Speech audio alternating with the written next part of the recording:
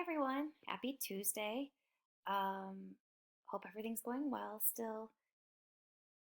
Today I just want to go over a few reminders with you.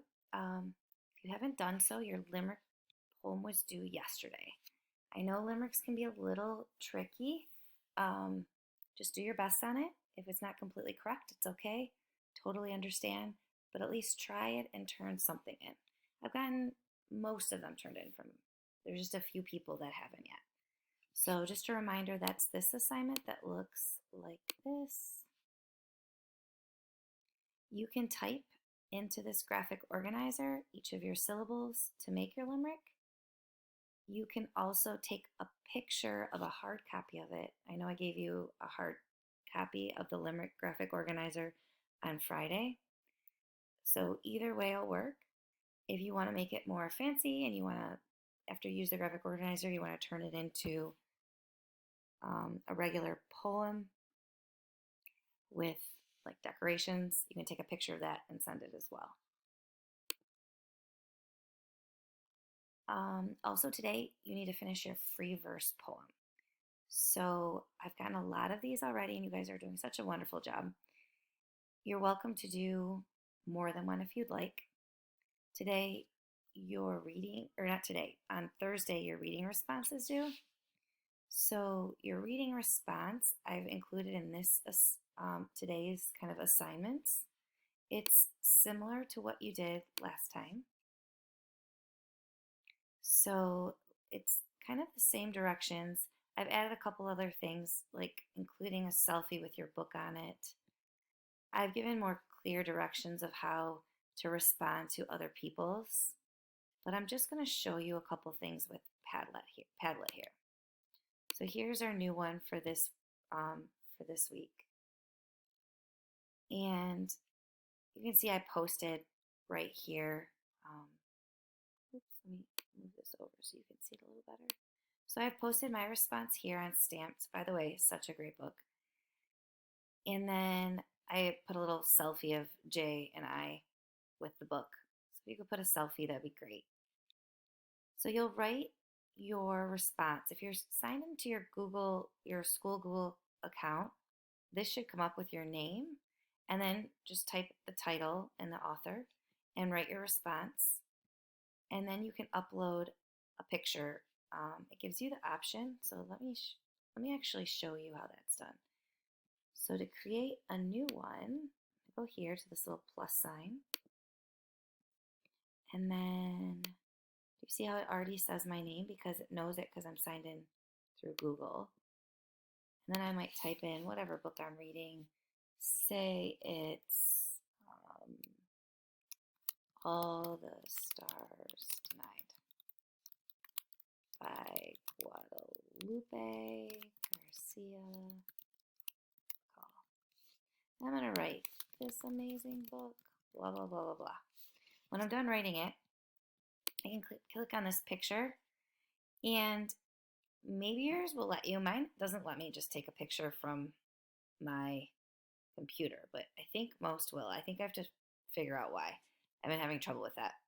So what I did was I uploaded a picture that I had that I added to the computer. So I had to take a picture. I took a picture of Jay and I from my phone. You could do it on your iPad. And then I put it on my computer and then uploaded it. So, and then dragged it in. So you can do that as well. If you really don't want to put your face on here, you could just put a picture of the book too. All right. So any of those things. When you go to respond to two other people, go down to this little, do you see this little bubble with the lines in it? It says 0 next to mine. You'll click that and it says, so far there's 0 comments. If you want to write a comment, this sounds like an awesome book. Oops. Then you write it and you post like that. And then you'll go close. And now look, I have one response right here. So that's kind of how you work Padlet. I know there were a lot of questions last week. So hopefully that helps. Please let me know if you have any other questions about this. I don't think I got a response from everyone last week, so if we can make sure we're on top of that this week, that would be great. Okay, so back to this. The last thing is just make sure you're recording your reading minutes every single day on your reading record. So that is in Google Classroom. Go here, you go down a bit. It was posted on March 15th. And yeah, right here it says March reading record. Click on that. You can click on yours. And then, as always, just like you did with your other ones, you'll write your title here. You can write your pages red. You're not required to, but some people like to keep track of that. And then write your minutes here. You'll add them all up right here. So over the next 3 weeks, you'll be doing that and then adding them all up for a grade. Okay? So that's that. And then let me go back to. All right. So today what we're just going to do is we're going to read a little bit more from House Arrest, and then you can use this for inspiration for your own poetry. You are only required to write one free verse poem, but if you would like to write more, you're encouraged to do so. Some of you I know are amazing writers. But before we get started with reading more of House Arrest, I just wanted to share with you the book trailer from it. This was just like a random one that was made.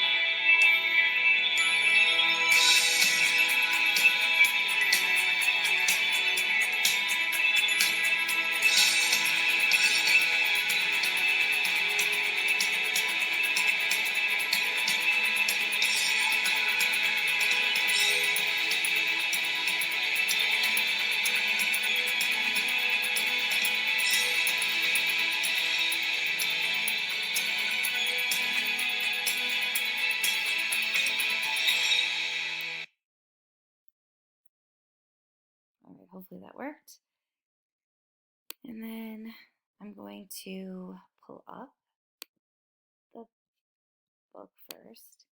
So if you remember yesterday, we just read the beginning, and we know that Timothy is on house arrest for something he did, and he's some sort of juvenile delinquent, and he has to keep a journal for a whole year. And then he talks a little bit about Jose and wishing his life was more like Jose's. So we're gonna go to week 2 now, and I'm gonna play this one for you. Week 2. How do you let yourself become a probation officer? Is there a school for that? A diploma? Congrats, James, you have graduated and are now a complete tool. James recommends not writing any more things like that last thing. Otherwise, the judge will get mad. Who knew my probation officer could read my journal? I would like it on record that that isn't fair. Do you hear me, James? Do you hear me, Mrs. Bainbridge? Do you hear me, Judge? A personal journal is very crowded with so many eyes. James on Monday, Mrs. Bainbridge on Tuesday, school every day, home every day, nowhere else unless Mom is with me. That's the schedule, journal. Got it? It's pretty simple. Like a court-ordered cage with a mom-shaped lock. You better take this journal seriously, James told me Monday, or they'll throw you in juvie so fast your head will spin. As if my head isn't already spinning. On that day, weeks ago, I'd lost my head. Everything foggy and frosty. Everything a dwarf name from a fairy tale that doesn't exist. I remember I was so tired. So, so, so tired. Levi had been sick the night before. One of those nights with no nurse at home to help. Mom had her hands full. And I did too. Levi was bad sick. So I helped. Running for towels, for meds, for the heavy oxygen tanks, for the suction machine, for the spare trach tubes, for the ties to keep the tube in his neck so he could breathe, which he wasn't doing very well that night. Before the morning when my head was full of fairy tale dwarves, named Foggy and Frosty and Sleepy and Crazy. I will never know what I was thinking when I stole that wallet, because I wasn't thinking. I wish everyone would stop asking. There is no what when there is no thinking. There is just ising. Things happen. Things happened just like that. Snap. It is what it is. It was what it was.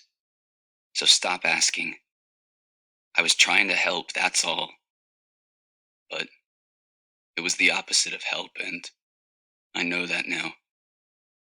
I'm not sorry, though. If you're wondering, I'm just sorry I got caught. Because it would have helped. It would have. Is anyone wondering here what it is that he did? Week 3. James says I should take that last part out. You better be sorry, he says, when he throws this journal into my chest, looking mad and disappointed. A look they must give tests on at Probation Officer University. This is not a joke, Timothy. They'll throw you in juvie so fast your head will spin. I mouth the words when he says them. He doesn't like that. But he needs new words. He won't like it when I wrote that either. Oh well. Hey James, suck it. When Levi was born, my dad was still here. 9 months ago. Feels like 9 years. Dad's heart was beating in the same room as mine. His lungs filled with the same air as mine. His stomach filled with the same pizza as mine. We had pepperoni that night when Levi was born. We high-fived our root beers. Dad told the waitress, I have 2 boys now, how about that? And she gave us ice cream for free. And it was the best night.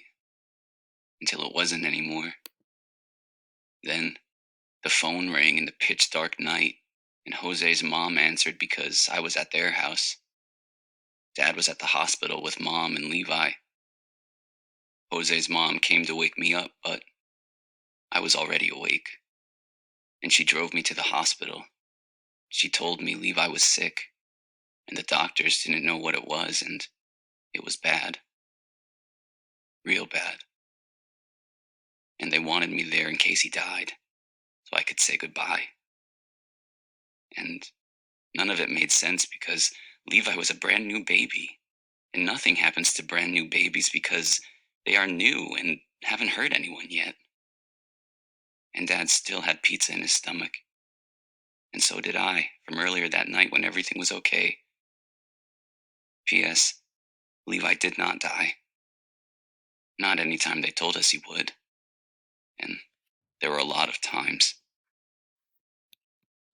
I'm going to stop it right there. All right, guys. Well, happy writing. I hope this helps inspire you a little bit. Please reach out again if you have any questions. A reminder, here's just of the assignment to go ahead and write your poem. It should be at least 10 lines long and use 3 examples of figurative language. All right, have a great day. Bye.